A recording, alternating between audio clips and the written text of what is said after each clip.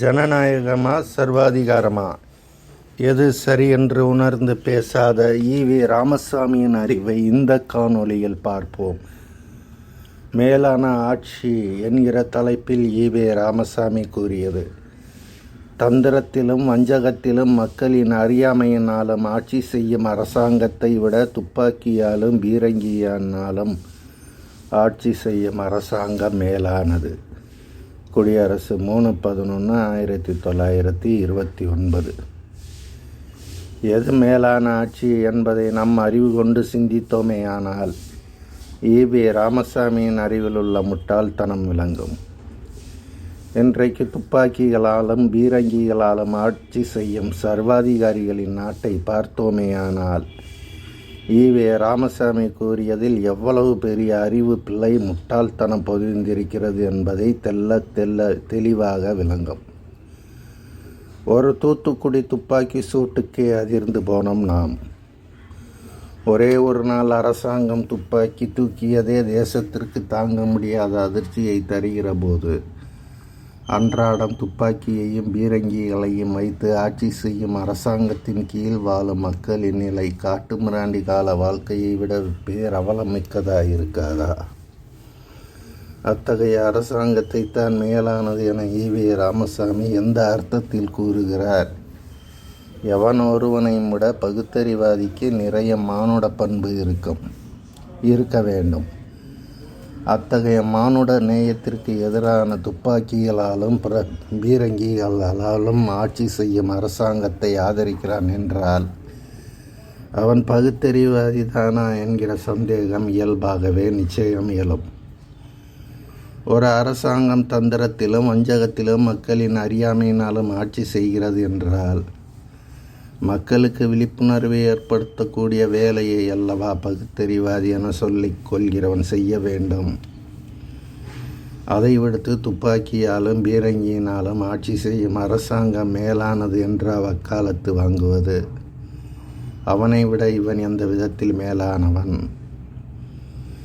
அவன் ஆட்சியில் தனது அடிமைத்தனத்தை நினைத்து மக்கள் வாய்விட்டாவது அழுக முடியும்.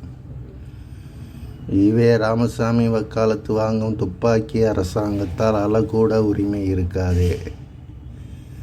மக்கள் நன்றாக வாழ வேண்டும் என்பதனை விட தானே ஆள வேண்டும் என்கிற ஆசைதானே அவனை துப்பாக்கியை பீரங்கியை நம்ப தூண்டுகிறது. அவன் மட்டும் மக்களை அறியாமையில் இருந்தால் விடுவித்து ஆட்சி செய்கிறான். எல்லோரும் இந்நாட்டு மன்னர் என்று சமூக நீதி பேசியவன் தானே பதவியை தக்க வைக்க என்ன வேண்டுமானாலும் செய்கிறான் என்பது தானே உண்மை. அந்த உண்மை ஈ.வி. ராமசாமிக்கு தெரியவில்லையே. நிழலின் அருமை வெயிலில் தெரியும் என்பார்கள். பீரங்கிகளும் துப்பாக்கிகளும் ஆட்சி செய்யும் அரசாங்கத்தின் கீழ் வாழும்போதுதான் ஜனநாயகத்தின் மாண்பு தெரியும். வெயில் படாமல் வாழ்ந்த ஈ.வி. ராமசாமிக்கு நிழலின் அருமை தெரியாது. சாலையில் செல்கிற போது இருபுறமும் பார்த்து செல்வோம், இல்லை என்றால் அடிபடுவோம், விபத்தில் சிக்குவோம். அதுபோல் ஒரு விஷயத்தை பற்றி பேசுகையில் இரு பக்கத்தையும் நன்றாக உற்று நோக்கி இருதரப்பு உண்மை தீமைகளை பார்த்து பேச வேண்டும். அரைகுறையாக ஈ.வி. ராமசாமியை போல் சரியான பார்வையின்றி பேசினால் அதுவும் ஒரு விதமான விபத்தில் தான் தள்ளும். ஈ.வி. ராமசாமி அவ்விதம் சிந்தித்து பேசியதாக தெரியவில்லை.